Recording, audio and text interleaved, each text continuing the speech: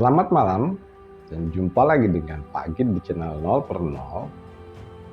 Pak Git kali ini akan memperlihatkan video pada saat pertemuan Menteri dan Kabinet Prabowo CS. Ya. Ini Prabowo menyalami para menteri-menterinya, kemudian di belakangnya diikuti oleh Wapres yaitu Gibran Rakabuming Raka yang ikut menyalami ke menteri-menterinya. Tapi di sini ada sesuatu yang menurut Pak Git janggal ya. Janggal dan sesuatu yang harus kita bahas. Begitu Pak Prabowo ketemu dengan Bahlil atau salaman dengan Bahlil, ini salaman posisinya biasa aja. Kemudian Pak Prabowo lewat, dan saat itu gantian ya. Setelah Pak Prabowo lewat, Gibran salamanlah dengan Bahlil. Bahlil ini gesturnya itu sampai membungkuk ya, hampir mencium tangan Gibran ya, katakanlah mencium dah gitu kan, posisinya udah kayak bungkuk banget gitu. Nah, seperti menyatakan ya, ini filsafat atau kiasan lah seperti itu. Jadi menyatakan you are the boss. Jadi bosnya itu bukan Pak Prabowo gitu. Yang kalau kita nilai secara umur ya, Pak Prabowo lebih tua dari Gibran. Ya.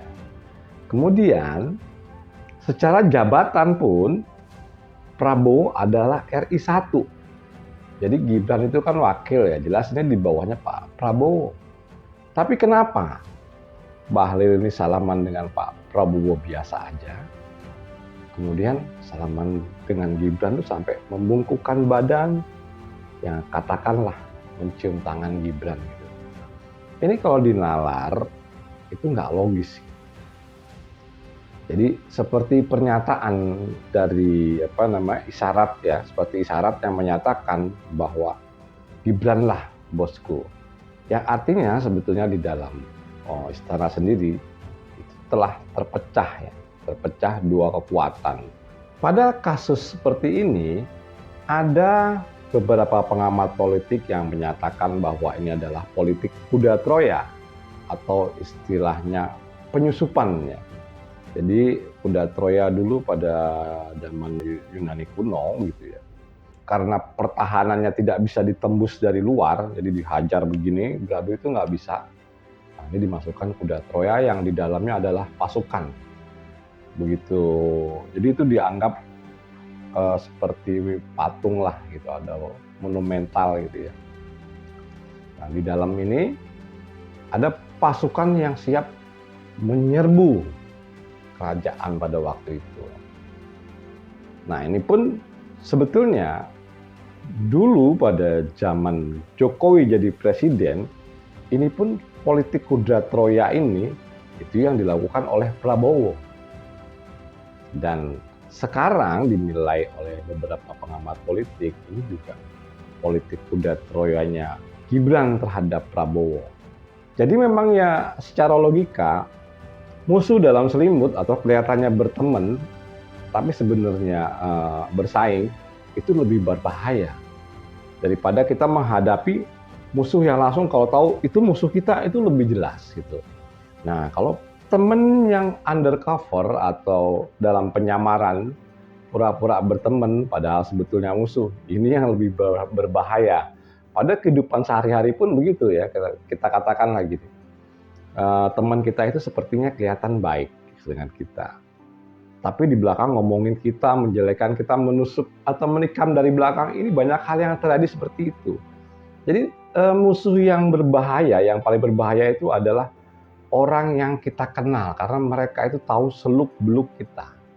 Ini secara filosofinya seperti itulah prinsip kuda Troya tersebut. Kalau kita nilai secara politis ya, istilahnya menggabung-gabungkan kejadian yang terjadi pada saat ini ya,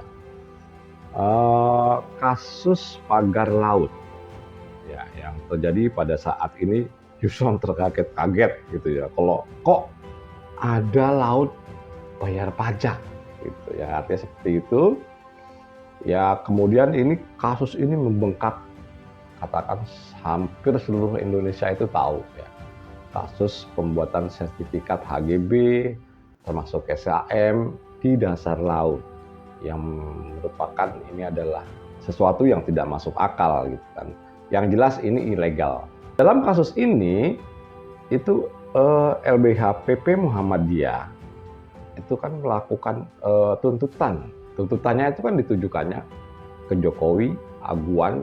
Jadi bukan kepada kroco-kroco yang di bawah ya. Jadi langsung ke atasan-atasan pada saat itu yang berkuasa. Yang berkuasa, yang punya kekuasaan pada saat itu yang harus bertanggung jawab. Jadi pada saat itu adalah Joko Widodo. Yang bekerja sama, yang dituntutkan oleh LBH PP Muhammadiyah ini, itu adalah kerjasama antara Aguan dan Joko Widodo. Yang dimana mereka pun punya janji-janji politik gitu ya. Jadi Joko Widodo ini berharap ada investasi masuk ke IKN, dan Aguan juga meminta imbalan dari istilahnya proyek tersebut yang bertamengkan PSN atau proyek strategi nasional. Dalam kasus pagar laut ini pun itu kelihatan gitu. Ini kan yang ngerjain kan si Trenggono, maksudnya Menteri Perikanan dan Kelautannya adalah Trenggono yang pada saat itu pun menjabat di masa Pak Jokowi masih menjadi presiden. Dan harusnya dia mengertilah seluk-beluknya ini. Yang kemudian pada saat ini pun pada pembongkaran laut itu, Trenggono ini kan tidak setuju kalau pagar laut itu dibongkar dengan alasan kita harus tahu dulu siapa pemiliknya. Itu kan kalau menurut Mahfud MD ini adalah alasan yang dibuat-buat dan tidak masuk akal. Yang sebetulnya sudah kelihatan celahnya tinggal dieksekusi. Itu menurut Pak Mahfud MD ya. Ya kita tahulah beliau siapa Pak Mahfud MD itu, ahli hukum tata negara gitu. Dan orang-orang titipan Jokowi ini seperti mau menutup-nutupi dan menyelamatkan orang-orang yang di balik PIK 2. Bukan seperti ya memang begitulah kelihatannya. Karena ini tidak berhasil dan makin lama makin tersudut ya. Kemudian dibuatlah konsep kesusahan gas dan berawal dari Tangerang. Kasus ini kan mula-mulanya awalnya di Tangerang.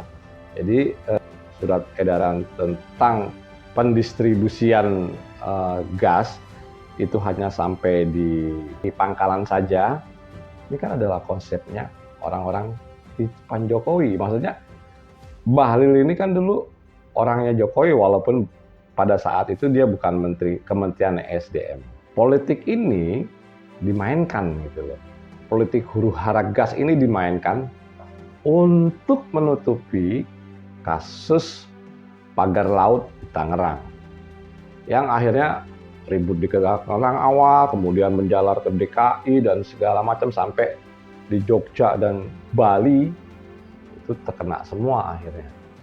Akhirnya masyarakat pun pindah ya, isunya fokusnya tadi yang sedang menatap ke sana itu dipindahkan menatap ke sana. Nah, sebetulnya ini jelas-jelas pengalihan isu politik ya kalau kita membahas dari sudut politik tuh itu. Jadi berkesan kalau Bahlil pun ini dibuat sengaja dikorbanin, gitu. Jadi istilahnya saat ini beredar ini juga spanduk itu gas LPG 3 kg yes, Bahlil no.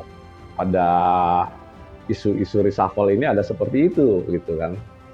Jadi Partai Golkar pun ini sudah katakanlah pasrah gitu dengan kondisi ini. Kalau Bahlil dicopot dari kabinet itu udah pasrah istilahnya karena memang kelihatan kinerjanya itu tidak baik. Ya Pak Agit pun menilai seperti itu. Artinya tuh ini sebetulnya udah permainan tingkat atas. Kita hanya bisa menonton, kemudian berasumsi dengan pendekatan-pendekatan logika yang arahnya tuh memang ke sana gitu. Jadi isu gas 3 kg ini untuk menutupi isu itu. Yang pertama, isu kalau Pak Agit boleh bilang yang pertama adalah isu pagar laut, yang kedua isu judi online yang mulai rebound saat ini. Karena judi online pun kalau dikorek-korek juga ada hubungannya dengan 9 naga. Ini hanya berdasarkan pengamatan politis aja ya, maksudnya bukan fakta real yang ada. Karena kalau urusan politik ini digabungkan dengan real yang ada itu memang agak rumit gitu. Kalau dilihat buktinya apa itu pasti susah. Tapi kan arahnya itu kita bisa mendeteksi gitu loh. Begini arahnya, strategi seperti ini. Ya sudah beberapa kasus itu terbaca seperti itu. Contohnya, kasus yang sudah mendekati banget dan harusnya bisa diproses hukum, itu aja nggak diproses. Yang Pak Agit maksud di sini adalah kasus Fufu Fafa. Kasus Fufu Fafa yang menjadi korban adalah Pak Prabowo Subianto. Ya, Pak Prabowo dan Subianto dan keluarga. Nah, sebetulnya kalau Pak Prabowo mau, maksudnya ini kan yang terkena langsung imbas adalah Pak Prabowo. Kalau Pak Prabowo mau mengusut langsung atau ya dengan tuduhan nama jelek tadi, itu pasti terungkap, teman-teman. Cuman kan ini nggak dilakukan, entah apa yang terjadi, jajan politik seperti apa, yang sebetulnya kasus Fufu Fafa itu sudah mengarah ke Wapres. Dan ini juga memang sudah permainan tingkat tinggi yang cukup rumit gitu ya, yang memainkan banyak oknum, termasuk oknumnya sudah di tingkat menteri. Walaupun misalnya nanti Bahlil itu dicopot ya, dia memang dikorbankan. Nggak beda dulu dengan kasus Ahok waktu penistaan agama ya, dikorbankan. Oke teman-teman, kita ambil kesimpulan dalam hal ini. Kenapa Bahlil sampai hampir mencium tangannya, katakanlah kita asumsikan mencium tangan dengan gestur badan yang sudah bongkok sekali ya, bongkok banget gitu. Udah kelihatan ini siapa orang di balik itu, kan nggak mungkin Gibran. Secara logika Pak Prabowo lebih tua dari Gibran. Secara pangkat pun begitu, Pak Prabowo lebih tinggi dari Gibran. Tapi kenapa Bahlil cium tangan ya, kepada Gibran? Yang jelas, yang pertama secara filosofi, ini menandakan you are the boss. Artinya bosnya Bahlil itu bukan Pak Prabowo, tapi Gibran. Jadi di dalam istana pun sebetulnya sudah ada perpecahan. Yang artinya musuh-musuh dalam selimut ini dalam politik ya biasa. Menurut Pak Agit sebetulnya musuh-musuh politik dalam satu atap itu biasa terjadi di mana-mana. Kenapa bisa terjadi seperti ini?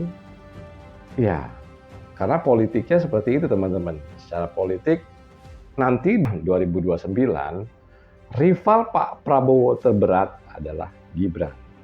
Dan untuk membuat nama Pak Prabowo ini buruk, ya harus dengan seperti itu. Pagar laut, gitu kan. Kemudian buat lagi pemerintah ini nggak beres ngurusin gas, sehingga terjadi kelangkaan gas. Yang sebetulnya suplai gasnya juga tetap tidak berkurang. Hanya dengan surat edaran ini, mekanisme kerja yang terjadi di lapangan adalah salah. Atau memang sengaja dibuat salah, hingga membuat rakyat itu ribut. Kalau rakyat ribut kan yang disalah-salahin ya pemerintah. Pemerintah siapa lagi kalau bukan pemimpinnya? Padahal di sini kalau menurut beberapa pengamat ini tidak ada koordinasi antara Kementerian SDM dan Presiden. Jadi Kementerian SDM dalam hal ini bekerja sendirian waktu surat pengedaran itu tanpa izin Presiden.